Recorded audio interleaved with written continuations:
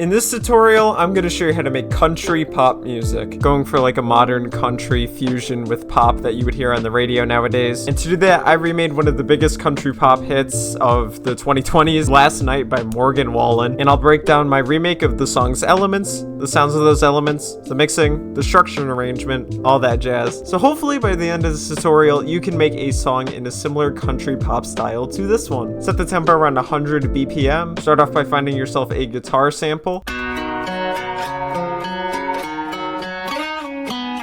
Some good resources to get something like this are Splice, which is paid for, and Looperman, which is completely free. Both have really great samples in the country genre, and I use both often, so you're gonna get some really good quality guitar samples from that. Or you could just play the guitar yourself and make up a little riff like this. That's also an option. And for mixing, I just have an EQ on here that gets rid of a lot of the lows, because when we make a bass later, we don't want the lows of the guitar to counteract and get muddy with the bass that we're gonna make. So take out a little bit of the lows, and then over here, we boost a little bit of the highs on the second highest frequency over here, just so that it's a lighter tone to the sound and you can kind of hear the higher frequencies a little bit more in the mix. And then all of the elements except the drums are going to have this sidechain on here, just so that the drums can stand out later, so we don't have to amplify the sound too much. Like the drums can impact more and attack more. Not too much, just a little bit. Next, we make some MIDI chords that follow the guitar sample.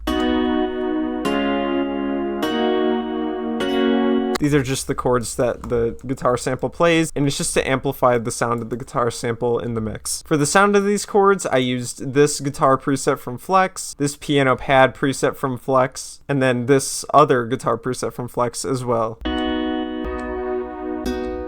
So these two guitar presets from Flex over here really help to stand out and amplify the guitar sample that we have from earlier. And this piano pad preset is just kind of to amplify the essence of the chords and give it some extra flavor in the mix. And believe it or not, it's the same EQ and the same sidechain from earlier for the same exact reasons. Next, take the bass notes from those chords and chop them up into an 808. Usually when I make chords, I like to lay out the bass notes pretty well, but I did not do that for this case, just so that it's a lighter feel for the chords in the mix. However, a good way to find the bass notes if you're trying to like make an 808 out of them, copy down the notes that you have from the chords so that you're following in the key and stuff, and then take like an empty 808 pattern and just kind of play around with the guitar and see how it fits with the guitar. Like, it's kind of just random notes that are in the key, but it flows pretty well with the guitar sample. And the 808 by itself sounds like this.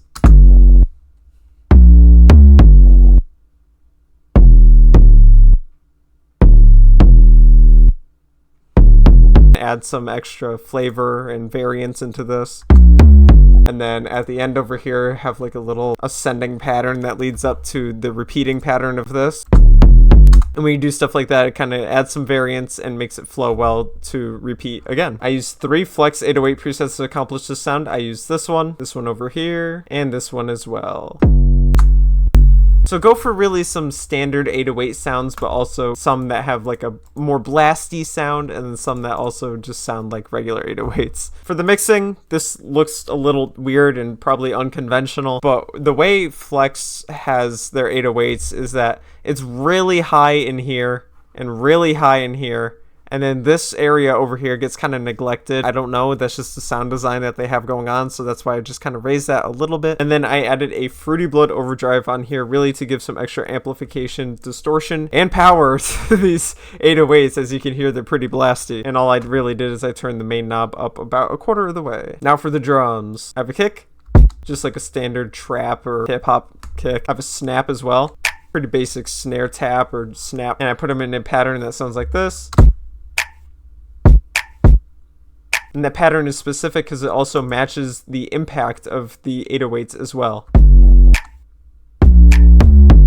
The snap matches to the end of the 808s as well. You don't necessarily have to do that, but it's aesthetically pleasing to your ears. And then I also just made a simple hi-hat loop that's on every other step, and it sounds like this. And together, the drum pattern sounds like this.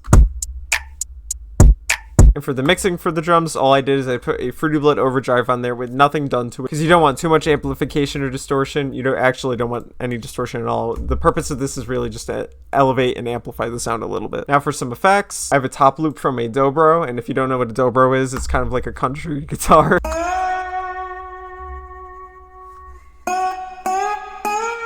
And then I just have a little drone in the background to add some extra ambience and fill up the mix a little bit.